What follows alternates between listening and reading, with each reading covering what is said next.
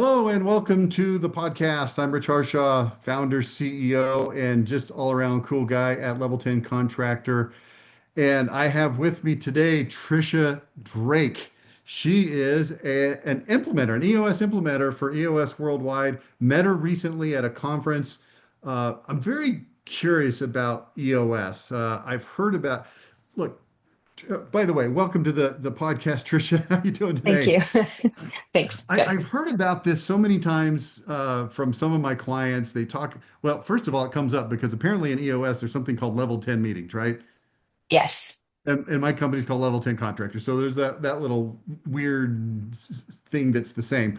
But Mhm. outside of that, it's just like go talk to anybody, go talk to any group of people about any topic, marketing, sales, specific sales things. What do you think about Chuck Toki? What do you think about Rich Harsh on Level 10? What do you think about pay-per-click advertising? What do you think about websites? And you get this full range of opinions, right?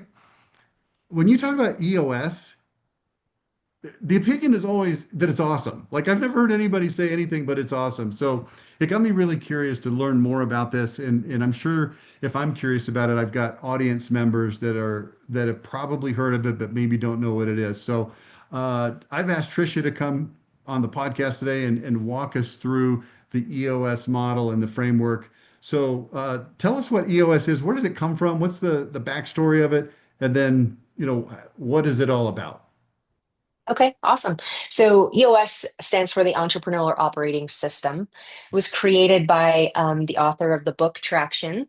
His name is Gino Wickman, right? He's been a lifelong entrepreneur, helped his family business transform into something amazing, sold that business and ultimately retired, realizing that he had like a real knack and passion for helping people run a truly great entrepreneurial company. And so he came up with what is now known as EOS. And the basis behind EOS is the EOS model, the six key components. Now, with companies as they're growing, as they're trying to be better, right? We know that the issues that they have, because all companies have issues, we understand that and it sucks. But all of the issues that you have are weaknesses in the six key components. And so, what we do when I come into your company and facilitate our sessions, I teach you two tools and disciplines, a few more for each one of the six key components so that we strengthen that and can help you guys get to the next level, achieve what you want to achieve out of your company. Okay, great. So there's six key components, and I want to get into Mhm. those in just a minute. Sure. Let's back up for just a minute. Let's talk about why, like, when is it appropriate for somebody to say, you know what, I think I want this EOS in my business. Now, I'm going to tell you what my perspective is based on the people that I've talked to. It's a pretty common, similar story, and it goes something like this. We're rolling along, we're doing pretty good, we're making money, we've got top line revenue where we want it, we're not making enough bottom line revenue. And so we got involved with EOS. Usually they're trying to grow sales, but also grow profits. And then when they engage with EOS, they realize, oh, the reason that we're not growing top line and more importantly bottom line is because we have these problems. And look, I don't think anybody's going to look at this list of problems and go, wow, I never would have anticipated that those are the problems because they're things that you Right. would think of. But I don't know that, I think there's a difference between knowing that problems exist and really realizing the extent of how bad the problems are in your actual business and then needing Sure. maybe a coach. Is a coach an okay word to use for you? Or is that not Yes. quite the right word? Implementer to help you Right. actually take the action to overcome those. Now, here's what I want you to do, if you don't mind. I really found it useful and enjoyable. The story about the dog and the nail. Tell that story that I heard you say in Cleveland so that it kind of sets the stage. Okay, so story about a dog on the nail, right? There's an old man and a dog on a porch, and a friend comes up to visit him, and they're hanging out on the porch, and the dog's kind of whining and crying, and the friend, asks, "Is your dog okay? Like, what's going on?" And the old man says, "Oh, well, that's just his. He's fine. It's just his favorite spot to lay on the porch." Unfortunately, he's worn away the wood, and so there's a nail that's poking out of the porch and poking him in the side, making him cry and whine. And the friend says, "Okay, well, why doesn't he just move?" And the old man says, "Well, it's because, it doesn't hurt bad enough yet." And so, Okay. how that relates, right, is that you have all these pain points, these nails that are poking out of your porch, holding you back, keeping you stuck. And with contractors, especially, we got to figure out what those are and, either rip the nail out, pound it back into the porch, start laying that foundation so that they can become even more successful. And I realized quite quickly that, especially with contractors, it's not really the pain that's the enemy, um, because people will just band-aid over the pain, right? They'll just be like, oh, it's a problem for another day, right? It's not the pain that's the enemy, it's being stuck. It's that pain that's keeping you stuck and holding you back, right? So with EOS, what we do is figure out what those pain points are, what those nails are popping out of your porch, and help you fix them. Okay. So I'm going to make an analogy here. Maybe it's not a great analogy, but I think it'll at least be a decent analogy. Okay. Like if somebody wanted to get fit, maybe they're either overweight or maybe they're under muscled or however you, I don't know what, is that even a word, under muscled? They're not fit. Let's say they're overweight and they don't have enough strength. Okay.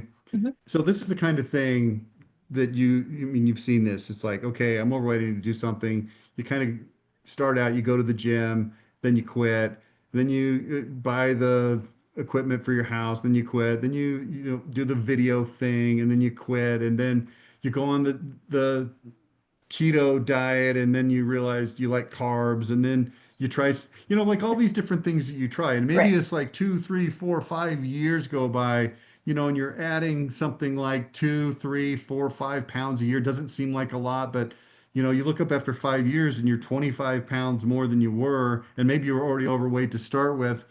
And so the EOS is like kind of like the personal trainer that's going to come in for health over here. Like I thought of this analogy when you talked about the dog and the nail because I'm like, Mhm. people don't take action to actually lose the weight because, well, it's not that big of a deal. And then, maybe something happens. They have a heart attack or they have some kind of a health Mhm. issue, or maybe they have a close family member that has a health issue that is similarly overweight. And they're like, oh, crap, I need to freaking do something here.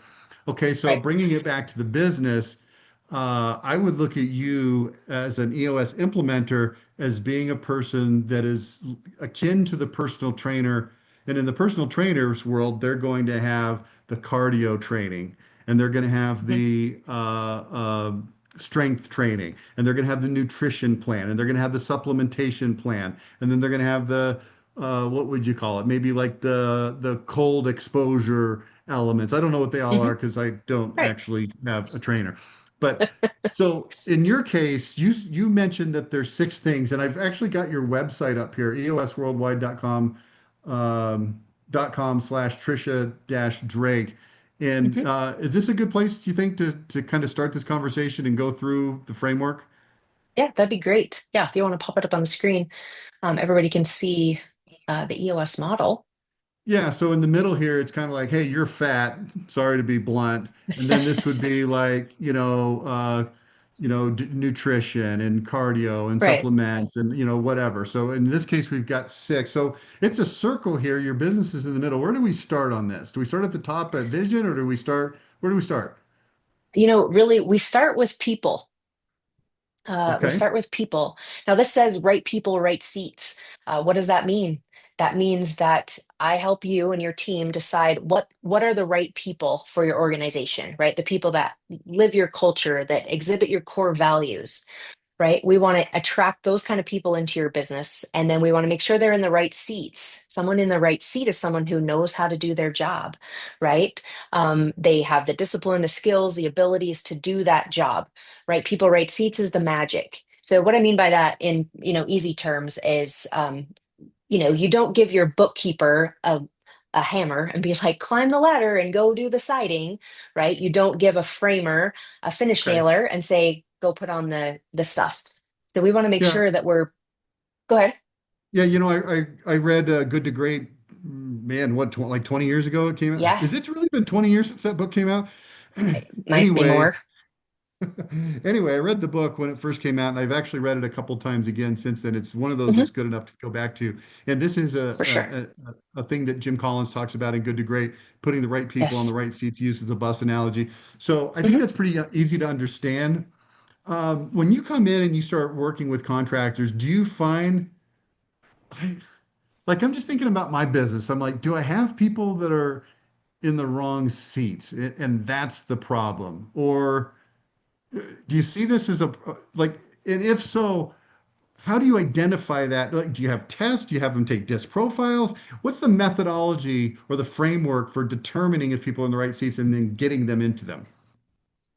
So yes, so there are some tools that we have. One is the accountability chart, right? Making sure that we know what the seats are that we need in our company to get us to the next level. And then the framework that we use to judge is the core values, right? People is your core values. Do they live our core values? I mean, it's kind of black and white, yes or no. This is where you do well. This is where you're not doing well. How can we get you to do better? And then grading someone on if they're in the right seat or not. Do they get it? Do they want it? And do they have the capacity to do it? So give me an And those, example of one of your clients where you've come in and you've seen somebody that's clearly in the wrong seat, but for whatever reason, the owner didn't really Mhm. recognize that. Give me an example. So I do have a client where they had someone sitting in the CFO seat. And that they love the person that's sitting in the seat, such a great person, fits their core values and stuff like that. But when you have a company or a person sitting in a seat and one of their jobs is to have a budget done and made, like a pro forma budget, somebody, a CFO, should actually know how to do, and it's set as a goal for every 90 days, over and over and over again, that person's not even making the pro forma budget. They're not understanding what they're supposed to do. They're not making sure that everybody is keeping to their budget. I mean, that's a prime example of the right Okay. person probably sitting in the wrong seat, just not So even fulfilling the roles. so is that what sounds like an underqualification issue? So Hmm. maybe this person's been there a long time. They were the bookkeeper. Hmm. Maybe they're the lead accountant or however you would like to classify that person. But really, Right. this business needs a more sophisticated CFO. But because this person's quote unquote been around and knows more about it than anybody, we just sort of assume that they'll grow into that role, but perhaps their skill set isn't sufficient. So you need to bring in another Correct. person, and this person now is still necessary and still needed, but as some level of bookkeeping uh, or whatever. Correct. Yeah. And so the tools help you see that, stepping away from that emotion, right?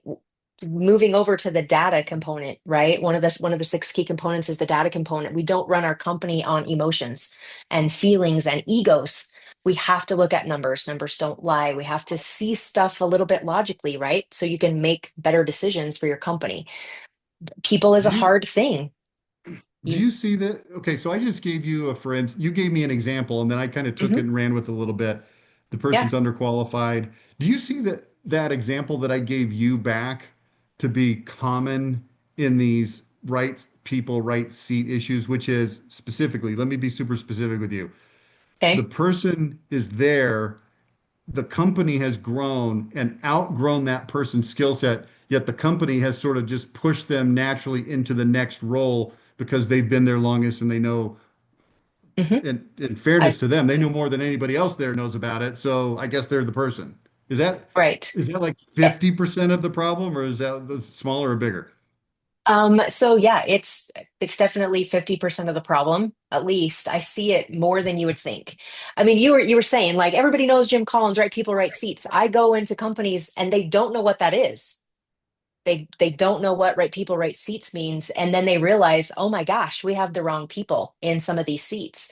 I when we do our exercise, at the end of the exercise, you could have people sitting in the room that do not have their name on the board sitting in a seat because they're not the right people. Does that happen every time? No. Has it happened a couple times? Yeah. And like I said, that's where it goes into that emotion thing. You have to look at your company and figure out, does the person do the job right? Do they have the Well, capacity to do the job, the knowledge? Are they doing it right? And if not, they need to not be in that seat. Yeah, and sorry to harp on this, but it, It's fine. I'm connecting some dots here. Here's a dot that I'm connecting. Okay. Why would somebody engage EOS in the first place? And like I said in the introduction, in my experience, which is limited, okay, I'm not saying that my experience represents every, even a wide, Hmm. majority of the situations, but it usually is people that do feel stuck. They do feel like the pain is enough. Hmm.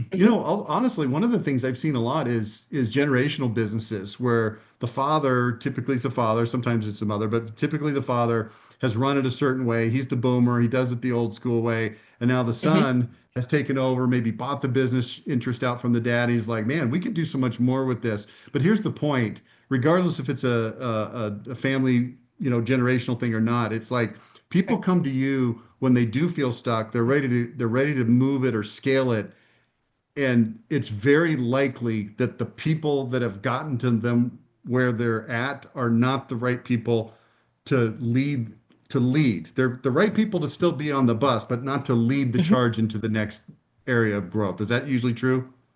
Yes, I would say that's usually true. One of my clients said that to me. He said, we got to where we're at because they're successful, right? They're 4 years in and they're really successful. But he's like, we got here on pure grit, like working our butts off just every single day, 80 hours a week. We're all working, we're all doing the stuff. And he's like, we don't know how to grow. We don't know where to go from here. And so looking at his corporation, right, we did the accountability chart and realized he had a couple people in the wrong seats, people who possibly couldn't really step up. They were being expected to be leaders, and they didn't have that skill set. And sometimes Well, people don't want it. well, here's the reality. I mean, let's just be honest, right? If that person was truly qualified to take you to the next level, they'd be pushing you into the next level. Now, you might be pushing Yes, against them because you're not ready, but okay. All right. right. So we got right people, Yeah, right seat. exactly. Let's keep going on Hmm. this. Let's just go around the circle. Maybe it's not the right order. Maybe you have to handle things as they come up. But let's go to vision. I'm We'll figure curious it out. about this. Eight Okay. questions shared by all. What are the eight questions? So the 8 questions, that is 8 questions on a document that we call the Vision Traction Organizer. It's a 2-page document, the vision side and the traction side. The 8 questions are, I'll bore you with those. What are your core values? What's your core focus? What's your 10-year target? What is your marketing strategy? What is your 3-year picture? What's your 1-year plan? What are your rocks? And what is your issues list? So this is a document. We sit in a room, you answer the questions, as a leadership team, right? We answer the questions, figure out what all of those things are. And that's the vision for the company, where it wants to go, Okay, right? now Is it, obviously there's a lot of things on those eight questions. Like we yeah, could probably spend an entire podcast on each one of those questions. yes, So we're 100%. we're we're not going to do that because we have a limited Thank amount you. of time here. Uh, I actually took notes very quickly. Here's what I just heard you say: Okay. core values, core focus, 10-year plan, And your target? 10-year target, Yeah. marketing plan, Mm-hmm. 3-year Picture. picture. I can't read my own writing. 1-year plan, rocks, and then was it issues was last? Yes, issues. Okay. So I'm just going to randomly pick one of these here. Actually, it's not random. I'm going to pick one that I've heard you talk about before, and I think it's Okay. interesting and relevant, which is rocks. So Okay. again, fully acknowledging that we're only covering one of the eight questions here, and there's a lot more that could be said, and All right. not to insinuate that rocks is the most important because it's the one we're talking about. But let's talk about this one.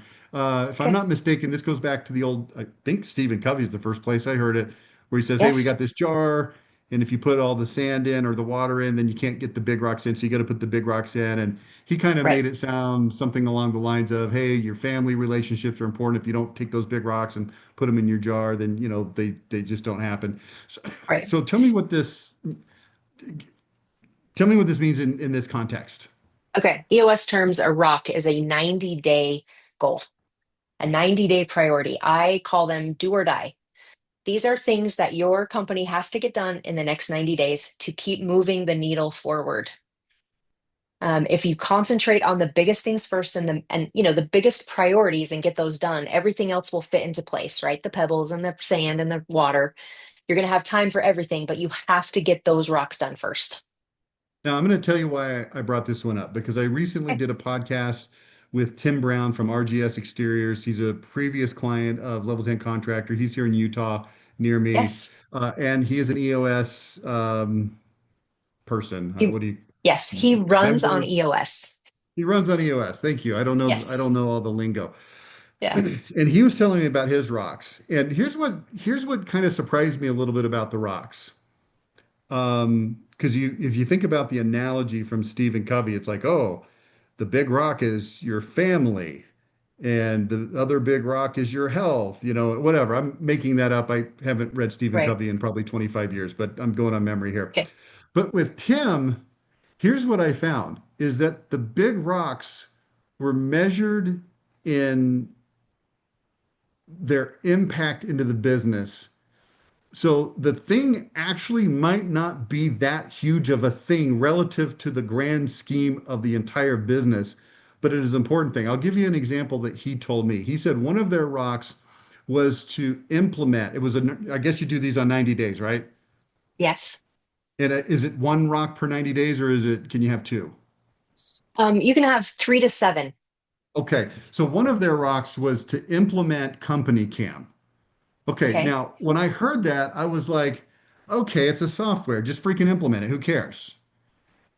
The reality is you've got to have a bit of a cultural shift when you implement this software. But once you put this software in place, the number of problems that it solves is, shall we say, significant. I don't want to overstate it because it's not the one thing that you're going to do this year that's going to completely transform your.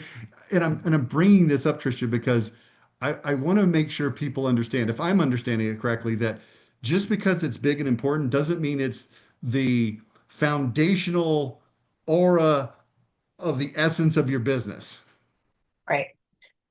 Right. And it's not. Rocks can be larger like that, but they can also be smaller projects, right? Stuff that just needs to get done.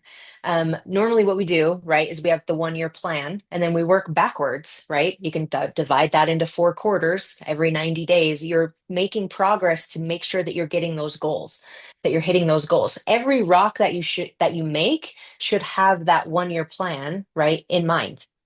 How are we getting to that 1 year plan? How are we accomplishing that? And so, yeah, I mean, it could be anything. And this Implementing a assumes new you've got software, the it could right be people on anything. the bus, right? In the right seats. Yes, right, Okay. always. All right, for the sake of time, like I said, we're not going to go through the rest of these because as soon as you said, "Oh, well, we could take the 1 year plan and break it into quarters," I was like, "Ooh, tell me more." But Ooh, for sake of yay. time, let's jump over here to data and the scorecard Okay, slash measurables. all right. So with the scorecard and with your measurables, this goes back to really having your vision shared by all, right? For people to really feel that they are part of your vision and can help you get there, they need to know what your priorities are. And how do you do that? You share your vision, right? This is where we're going, how we're going to get there, all these things, but measuring things is what's get people is let me start over. Measuring things is what gets people to improve. What gets measured gets improved, right? So a scorecard is something that you look at weekly. It's going to be weekly numbers, right? Leading indicators versus lagging, those type of things to help you get to your goals. There's a process for this. We walk through, we brainstorm, we make sure we're looking at the right numbers. I have teams that come in and they're like, oh, we need to look at our P&L and we need to look at this number and how many people we've satisfied and how many 5-star reviews we got. And then 3 months later, they're like, these are not helping us reach our goals. That's where I come in and say, right, we were looking at these are not the right things. Let's brainstorm again. Let's make these better. And then what happens is every person in the company ends up with looking at a scorecard number, having rocks, measurables, right? At the end of our journey, on our little EOS journey that we take together, everybody will have one rock at least. And so everybody's working to help you reach your goals. That's the whole So data component. a minute ago you said 3 to 7 rocks. Is that because there's 3 to 7 key implementers in the business? Um, no, The actually, marketing no. director, the sales director, the production Right. manager, or am I misaligning So, things here? yeah, that's kind of misalignment. Really, it's just mainly the leadership team level gets 3 to 7 for the company, and then everybody else in the company will get 1 to 3 measurables. Okay. Obviously, right, when you look at it, if you have a janitor, the janitor needs to be involved because janitors are important, right? He might not need 7 rocks. He has a couple, maybe one. He has a measurable, 1 or 2 measurables that he has to, keep up with every single week. Do you It's just a way to recommend help people do that. do you recommend bonusing and or compensating people based on accountability to the scorecard? That's a great question. Um, I would say no. I would imagine there's other people who might disagree with me, but I would say no. Okay, so what do you recommend in terms of, well, so that leaves two questions. Since the answer is Mhm. no, what do you recommend bonusing and compensating people on? And also, what kind of accountability do they have to the scorecard if it's not their paycheck? Okay, great questions. I bonusing and those type of things need to be done overall as a company on profit. Making sure that you're making a profit first before the bonuses come out, because every single thing they're doing is leading towards that number, right? More profit, less expenses, more revenue, all of that stuff. So yeah, profit first, to coin that term. And then second, right? And then second, you asked, how do we keep them accountable? Um, that's part of the system that we build in, right? Traction is the discipline and the accountability to reach your vision. You're having weekly accountability, right? It's really, you can have accountability in a culture that is high trust and healthy. Those type of people crave that. They want that. They don't need the bonus, right? It all circles back to right people, right seats. But having to look you in the eye, Rich, every single week when you're saying, "Hey, did you hit your number this week?" And I have to say no, that's really, really hard. So I'm going to make sure, because I'm holding myself accountable, that I'm going to hit that number every single week. And if I'm not, I know that my team trusts me and I trust them. And we're all going to work together to figure out how I can hit my number. And So if I'm consistently not hitting it, you know, to mm-mm. what depth in the business do you recommend profit sharing? Is it on a senior leadership level? Is it on a secondary leadership level? Is it all the way down to the janitor? What do you recommend? Yes, I think it's all the way down to the janitor, and I think you can make it work. Is that So part yeah. of the EOS process to figure that out and to lay that out? No, it's actually not. Well, okay, let me backtrack on that. So I do not help, if that was something that we wanted to do, that the company wanted to do, yes, I would definitely figure that out, help them figure that out and put it into place. To me, a compensation performance bonus plan, that is that is a rock, right? That's something that someone works on. It's a project, and we would help them figure that out. Yes, 100%. There's a Okay. book that I recommend. If I could plug this, it's called Profit Works by Alex Freytag. And Is that it's different an than profit amazing, first guy? it is actually, yes. It's incentive plans to increase employee productivity. And what's the guy's name again? Alan or Alex? Alex Freytag, Freythage. Okay. Profit And works. yeah, yep. Okay. 3 different Got it. options. Yeah, for any company to figure out how to make sure that everybody could be incentivized. Um, because you're looking at the company as a whole instead of just individual contributors. Okay. Great. We'll note that and put it in Yes. the show notes as well. Let's move over here to Thank you. process. Okay. I mean, this seems like a huge one to me. It is a huge one. Usually process is the one where people run and they're like, nope, don't want to do that. It's a lot of work. Oh my gosh. Because a lot of people, you walk into a company and you see their big process manual sitting on the wall and it's sat there and it has dust on it. Nobody ever looks at it. In order to grow, to be scalable, right? You have to have your processes. You have to know the stuff that you're doing in your company, the most important things, right? They have to be done the best way and the right way every single time. If not, you're inconsistent, right? I mean, if you're if you have four guys go into a house installing a window four different ways, you might come up with four different results, right? Or how they hang the siding, how they do the roofing, whatever it is. But if they're not doing it the best way, you're going to make less money, right? You're going to have unhappy customers. I mean, there's a cascading effect, just with process. What we teach is a really awesome way to document your processes at a high level. 20/80, right? 20% of the steps to achieve 80% of the results. And then make sure they're followed by all.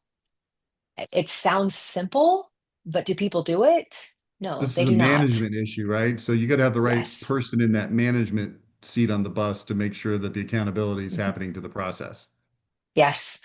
That's part of the followed by all, right? You're training everybody on it. You're measuring and managing, right? We don't just delegate and walk away and hope everything works. We're double checking. Did they do it the right way? Do they have all the right resources to make sure they're doing it the right way, right? Are we checking on them, making sure they're retrained? And if we're changing the process, right? I mean, AI, automation, streamlining, all of those things come into play with this. Processes are one of the most valuable things you will implement in your company. I'm not the first person to say that. Like the E-Myth, So traction, any process document.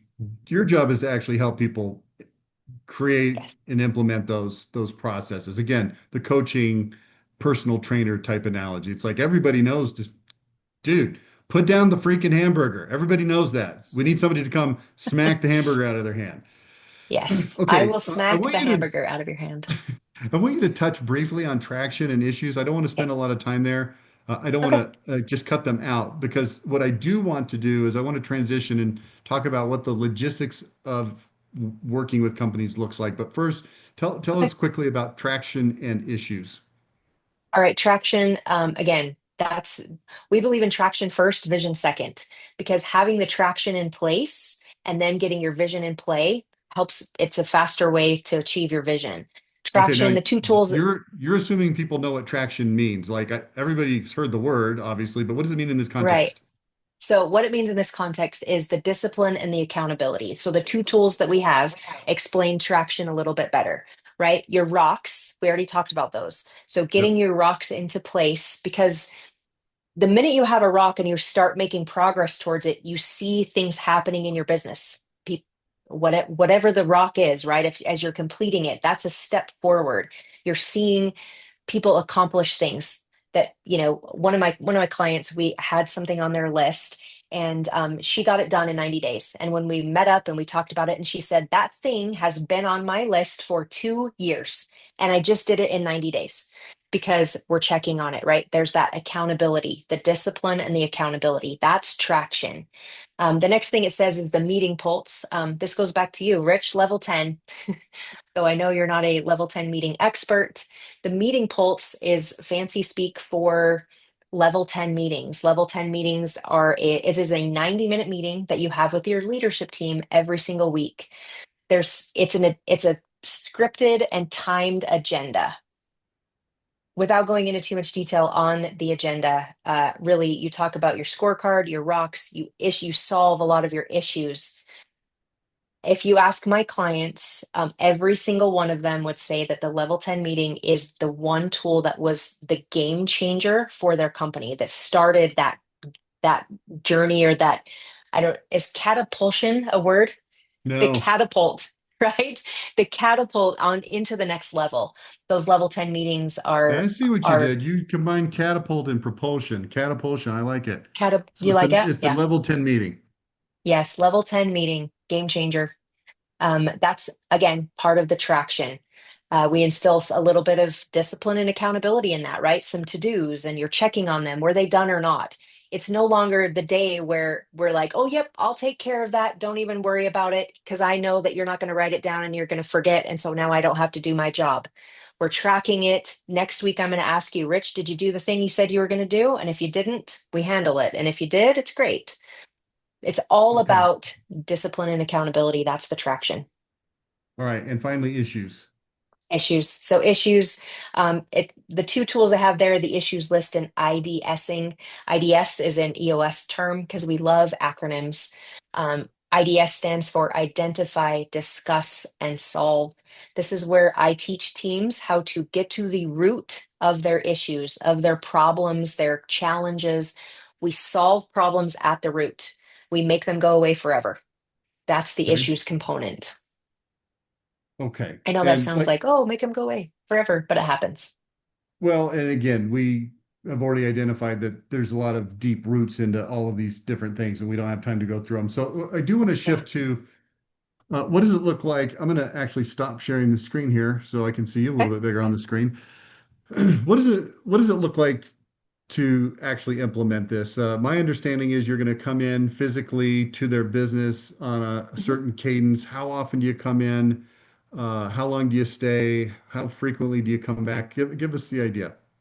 All right. So when I first meet with my clients, so I do like in person. I also do virtual meetings, right? But we do session days, what we call session days. It's a 7 hour day, plus or minus an hour, right? To start teaching the tools. In the first 60 days, I will meet with your company 3 full days. And then after that, I come back every 90 days. There's a science behind that. Obviously, the first science bit is that your rocks are due every 90 days. So I'm going to come back in. We're going to check and see how you did, and then reprioritize, refocus, set new rocks, learn a new tool, whatever it is for that day. But every quarter, I will come back and facilitate the day so that we can continue working on goals and doing all the things. Okay.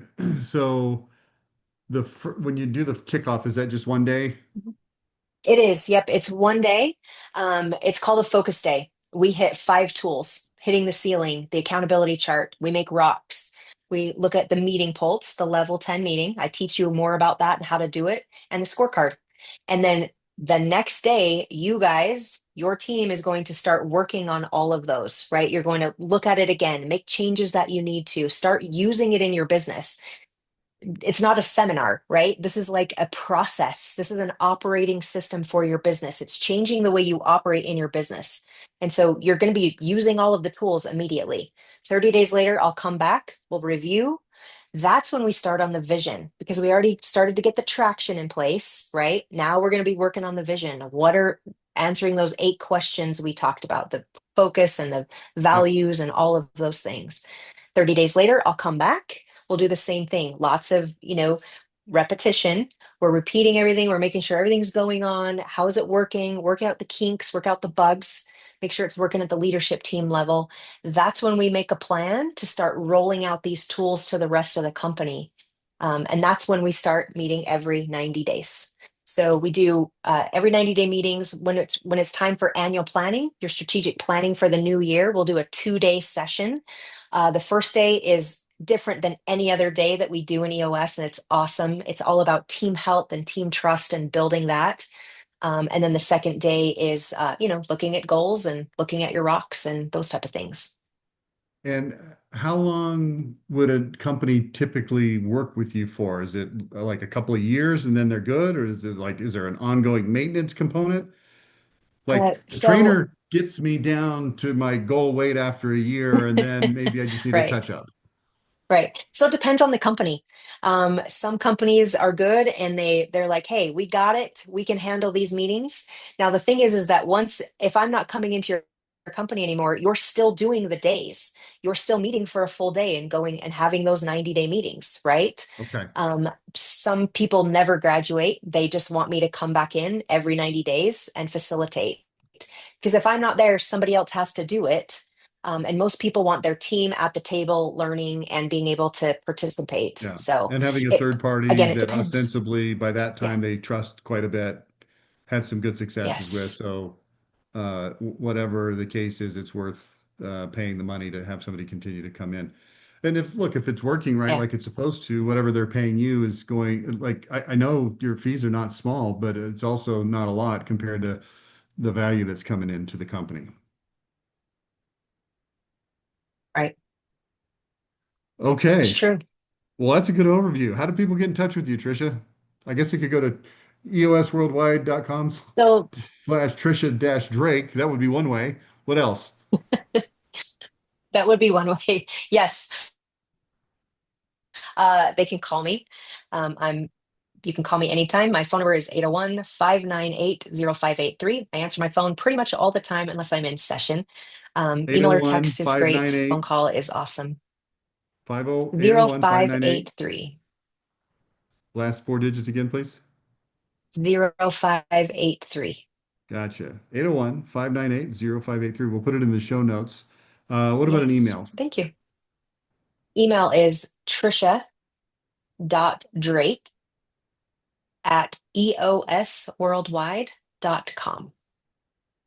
EOSworldwide.com. How many of Mhm. you implementers are out there around the world? So right now there's about 850 implementers around the world. And if I'm going on memory here, I feel like the majority of them are in North America. Is that right, or am I missing that? Yes, you're correct. Yeah, I think we're about 750 in the US, and then there's, English speaking countries right now we're translating, but yeah, Australia, the UK, there's quite a few there. Okay, awesome. Well, hey, thanks for spending some time with me today. Really recommend people look at this. I've heard again, I'm repeating myself. I've heard nothing but raving fans who are involved with EOS. So check her out. I'll put the phone number and the email in the show notes, and hopefully we'll have you on again. Thanks so much, Trisha. Appreciate it. Yeah, Rich, thank you so much. I appreciate your time.